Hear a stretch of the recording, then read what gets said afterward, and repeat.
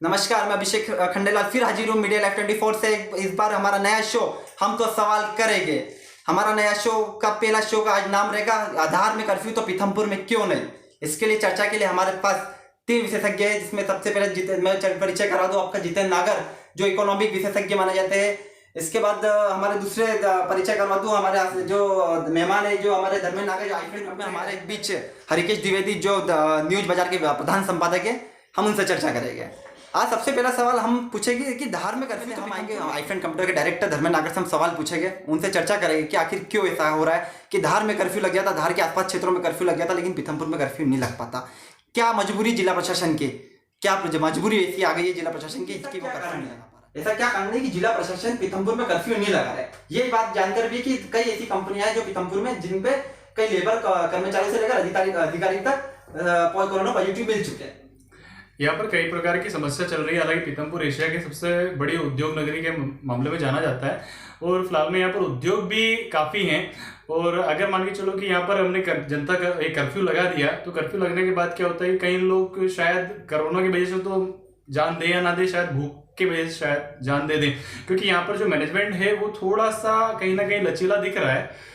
अब यहाँ की बात कर ली जाए कंपनियों की, तो कंपनी में जैसे प्रतिभा हो गई, इसके बाद अपने बालाजी और ऐसी कई कंपनियों के अंदर कोरोना पॉजिटिव पाए गए हैं। पर बहुत बड़ी समस्या शायद आ ना जाए कि यहाँ पर एक कर्मचारी अगर पॉजिटिव मिला तो दूसरा पॉजिटिव उससे 110% उससे कई लोग संपर्क में आएंगे। तो कंपनी को कहीं ना कहीं अगर चालू रख रही है गवर्नमेंट, तो ये अच्छा नहीं है। मैं आपके सवालों से सहमत हूँ, लेकिन हरिकेश जी मैं आपसे सवाल करूंगा कि इंदौर और महू क्षेत्रों से जो अधिकारी आ रहे हैं, कहीं ना कहीं उससे नुकसान है। उनकी कोरोना पॉजिटिव की संख्या वहाँ किस क्षेत्र से बढ़ रही है, उनका पीथमपुर में आना और श्रमिक क्षेत्र यानी उनके उद्योग में जाना कहीं ना कहीं नुकसानदायक होगा।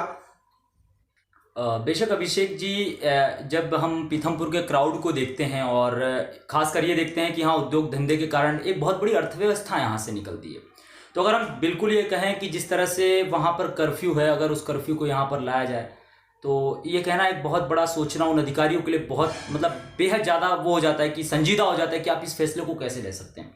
तो हो सकता है उस पर पुनर्विचार चल रहा हो, लेकिन इस बीच जो आपने एक सवाल किया वो बेहद महत्वपूर्ण है। वह ये कि जो अधिकारी वहाँ से, जो स्टाफ वहाँ से कंपनियों के आ रहे हैं, इतनी बड़ी संख्या में वहाँ पर कोरोना पॉजिटिव पाए गए हैं, तो सबसे पहले तो प्रशासन को यह सख्त हिदायत देनी होगी कि ऐसे जो हॉटस्पॉट इलाके हैं, जो रेड जोन में हैं, वहाँ के अधिकारी या वहाँ के स्टाफ के मेंबर्स जो हैं वो दूसरी जगह पे ना आ पाएँ, या फिर उनके लिए ऐसी कंपनियों में कुछ व्यवस्थाएं की जाए जिसके जरिए यह कोरोना संक्रमण को रोका जा सके, है ना। क्योंकि यह एक तरह की लापरवाही भी कही जा सकती है कि दूसरी कंपनियों के जो बड़े अधिकारी हैं, आला अधिकारी, आला स्टाफ हैं, वो regular continue up and down कर रहे हैं, तो इससे कोरोना संक्रमण फैल सकता है और इसके लिए अधिकारियों को सोचना बेहद जरूरी है। तो क्या जितेंद्र जी मान लिया जाए कि क्या धार में कर्फ्यू लगा है, तो क्या पीथमपुर में लगना आवश्यक है?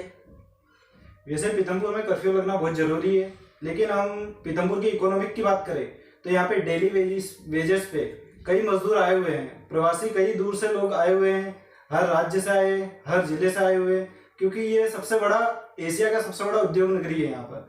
अगर हम यहाँ की बात करें तो यहाँ पे डेली कमाने वाला बंदा अगर कभी 2 महीने वो अपने घर पे बैठ जाता है तो लॉकडाउन से बाद में मरेगा, पहले भूख से मर जाएगा वो।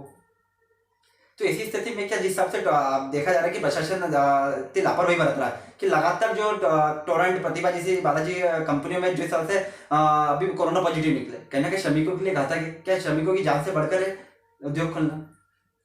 आपकी बात सही है, लेकिन औद्योगिक नगरी खुलना चाहिए मेरे अनुसार तो, लेकिन वहाँ पर मजदूरों की संख्या कम कर दे, या फिर जिन लोगों की पेमेंट ज़्यादा है उन लोगों को घर अभी थोड़े दिन के लिए बिठा दें।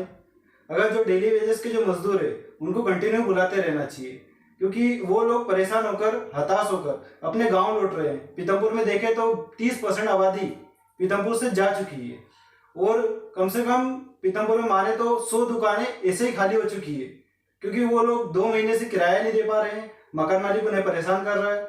तो इसलिए औद्योगिक नगरी चालू होना जरूरी है। भविष्य में इसका आखिर पॉजिटिव संख्या बढ़ती है तो इसका जिम्मेदार कौन होगा? देखिए, फिलहाल में अभी जो कंपनी की बात कर ली जाए कि इसका जो जिम्मेदार कौन रहेगा, तो कंपनी में फिलहाल में काफी वर्कर्स आ रहे हैं, जहाँ पर ये कॉलेज, इंस्टीट्यूट और स्कूल वगैरह बंद कर दिए गए हैं, क्योंकि यहाँ पर बल्क में लोग आते हैं, बच्चे आते हैं। पर कंपनियों में भी बल्क में कर्मचारी आ रहे हैं। तो जहां पर अगर बात कर लिया जिन कंपनी के अंदर कोरोना पॉजिटिव पाया गया है और अगर उसमें कंटिन्यूस पर सील नहीं लगाया गया या बंद नहीं किया गया, तो 110% जहां पर 12 पॉजिटिव ही फिलहाल में है अभिषेक जी, तो वह 60 या 100 होने में कोई ज्यादा टाइम नहीं लगेगा पीतमपुर में। तो दोस्तों ये था आज ये हमारे एनालिसिस, जिसमें विशेषज्ञों की हमने राय ली। हमने जाना कि धार में अगर कर्फ्यू लग सकता है तो पीतमपुर में क्यों नहीं लग सकता। हमारे विशेषज्ञों ने अपनी अपनी राय दी है। हमको आशा है कि आपको ये वीडियो पसंद आया होगा। हम कमेंट में आपका जो भी आपके सवाल है आप कमेंट बॉक्स में लिखिए। मैं धन्यवाद अभिषेक खंडेलवाल। फिर एपिसोड में फिर मिलेंगे, फिर नए शो के साथ।